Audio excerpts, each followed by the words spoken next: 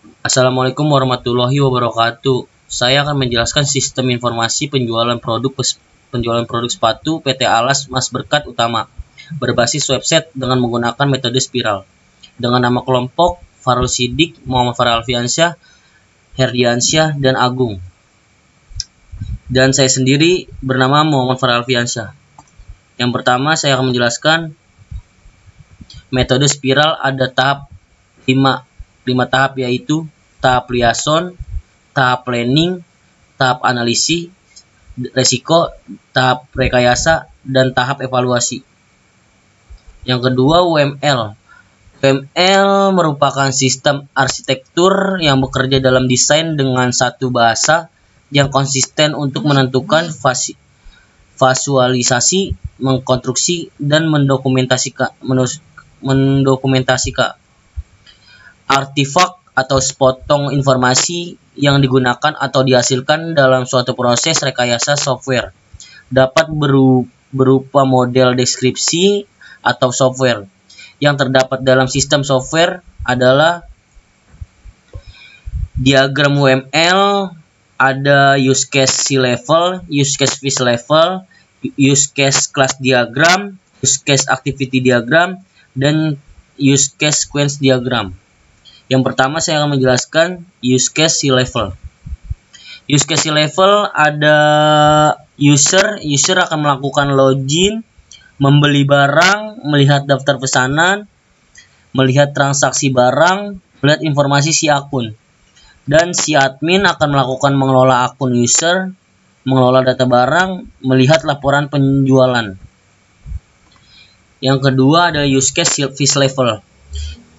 Use case fish level ada user akan melakukan login, membeli barang, dan dia akan melakukan transaksi pembayaran, membatalkan transaksi, melihat daftar pesanan, dan dia akan cek pesanan dan memesan barang. User akan melakukan transaksi barang, melihat status pemesanan barang, melihat detail pesanan, dan terakhir user akan melihat informasi akun, mengubah paspor, mengubah alamat. Dan ada admin yang akan mengelola user, mengelola data barang, melihat laporan penjualan. Ya, saya sampai sini aja. Wassalamualaikum warahmatullahi wabarakatuh.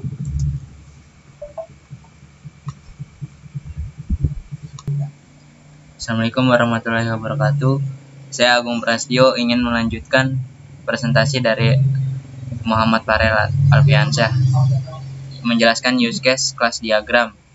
Di sini ada admin, isinya ada ID admin, nama, password, user, alamat, ID user, nama, dan nomor telepon. Di kolom barang ada ID barang, nama barang, sama stok barang. Pemesanan ada alamat pemesanan, ID pemesanan, jumlah pemesanan, dan namanya. Dari admin ke user itu one to many. Kalau admin ke barang one to many juga. Kalau user ke pemesanan money to money. Di sini ada tabel use case activity diagram. Mulai dari user, lalu akan login akan masuk ke pengelola akun user. Lalu user akan membeli barang dan barang itu akan dikelola dan bisa dilihat di daftar pemesanan.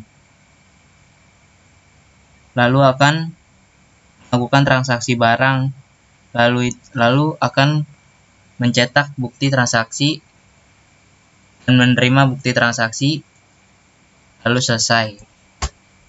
Di sini ada use case sequence diagram.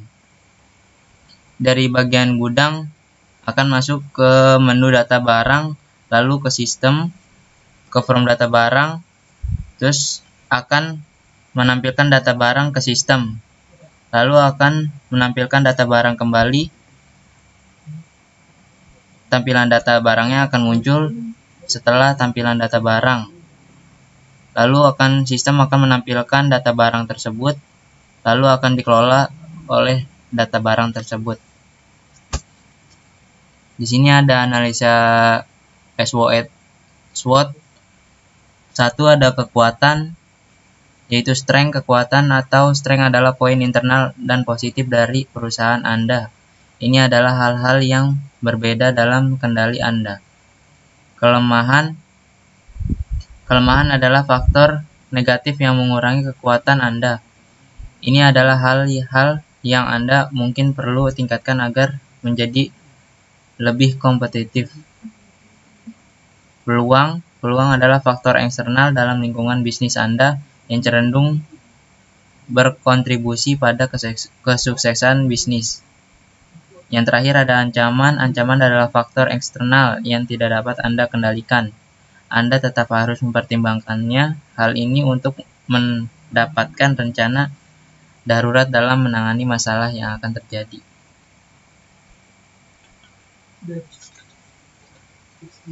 Cukup sekian dari presentasi Agung Prastio. Wassalamualaikum warahmatullahi wabarakatuh.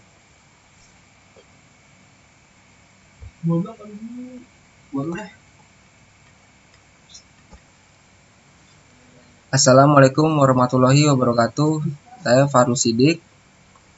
Sini saya akan menjelaskan mengenai strategi SWOT. Yang pertama ada kekuatan atau strength.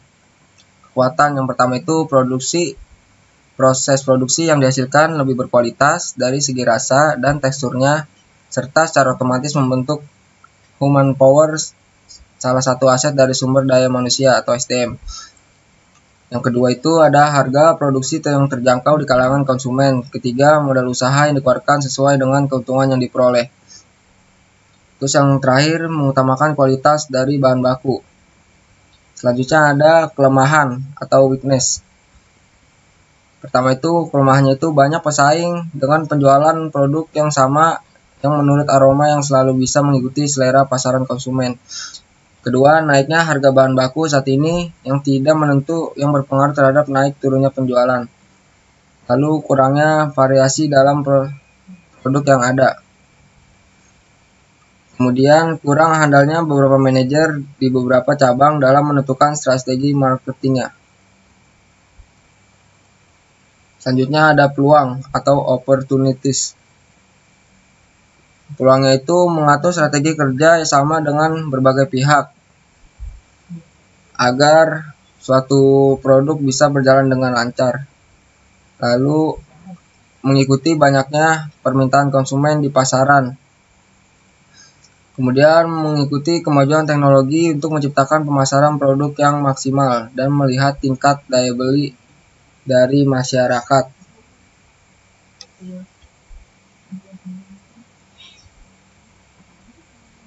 Sekian dari saya dan akan lanjutkan oleh Herdiansah. Assalamualaikum warahmatullahi wabarakatuh. Herdiansah. Saya akan melanjutkan presentasi yang selanjutnya. Strategi SWOT. Ancaman. 1. Perusahaan saing yang banyak menciptakan produk yang lebih bervariasi. 2. Ketersediaan bahan baku dan harga bahan baku yang dapat naik sewaktu-waktu. 3. Promosi dari perusahaan lain yang lebih baik. 4. Kualitas pelayanan dari perusahaan lain yang lebih baik. Strategi SO. Melakukan pelatihan terhadap karyawan, meningkatkan kualitas bahan baku, meningkatkan promosi pada masyarakat sekitar. Strategi WO. Membuat inovasi baru agar produk tidak kalah saing. Melakukan pelatihan ke berbagai cabang. Strategi ST. Meningkatkan teknologi sumber daya pemasaran, terutama kualitas produk bagi para konsumen. Strategi WT. Meningkatkan inovasi, meningkatkan pelatihan lebih bagi karyawan agar tidak kalah saing. Kesimpulan dan saran. Dengan adanya sistem informasi penjualan barang, maka saat ini pengolahan data penjualan sudah terkomputerisasi secara otomatis. sehingga dapat mempermudah pengelolaan data barang dan penjualan barang serta meningkatkan kinerja karyawan di dalam perusahaan. Saran: dalam segi penampilan, software masih nampak sederhana, masih harus mendapatkan desain yang lebih baik, seperti penempatan menu-menu button. Penampilan menu bagi user harus menarik dari segi warna, tulisan, desain, layout, dan lain-lain. Cukup sekian dari kelompok saya. Assalamualaikum warahmatullahi wabarakatuh.